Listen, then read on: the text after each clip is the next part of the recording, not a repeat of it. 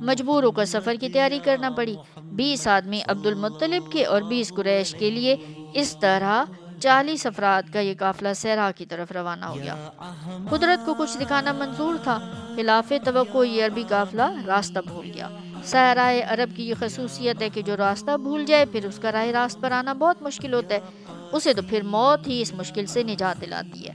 دانا پانی ختم ہو گیا، آنکھوں کے سامنے موت کے سائے لہرانے لگے، اور دھوپ نے اور رہی سے کسر اور ہمت بھی ان کی ختم کر ڈالی۔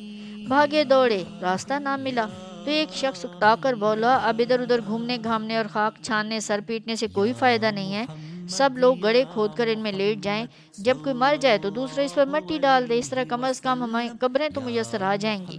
اور پھر انہوں نے ایسے ہی کیا، سب دم ساتھ کے موت کے انتظار میں لیٹ گئے۔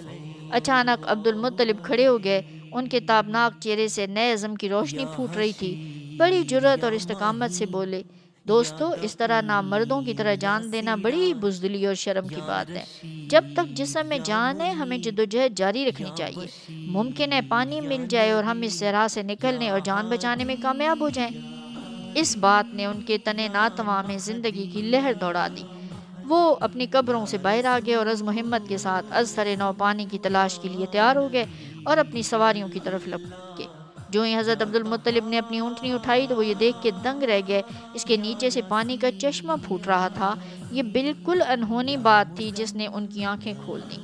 انہوں نے فوراً اپنی پیاس بجھائی، چھاگلیں بھریں اور پھر بولے، واپس چلیں، فیصلہ ہو گیا ہے، اب کاہنہ کے پاس جانے کی ضرورت نہیں۔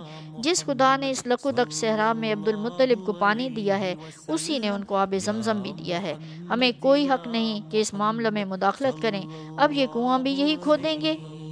حضرت عبد المطلب نے واپس آ کر کھدائی کا کام تیزی سے شروع کر دیا۔ اس میں سے سونے کے 2 ہرن، تلواریں اور دوسری چیزیں بھی نکل آئیں جو بنو جرہم نے اس کے اندر پھینکی تھیں۔ آب زمزم کی دریافت سے مکی زندگی میں انقلاب آ گیا اور انہیں بہت سی سہولتیں میسر آ گئیں جن سے وہ محروم تھے۔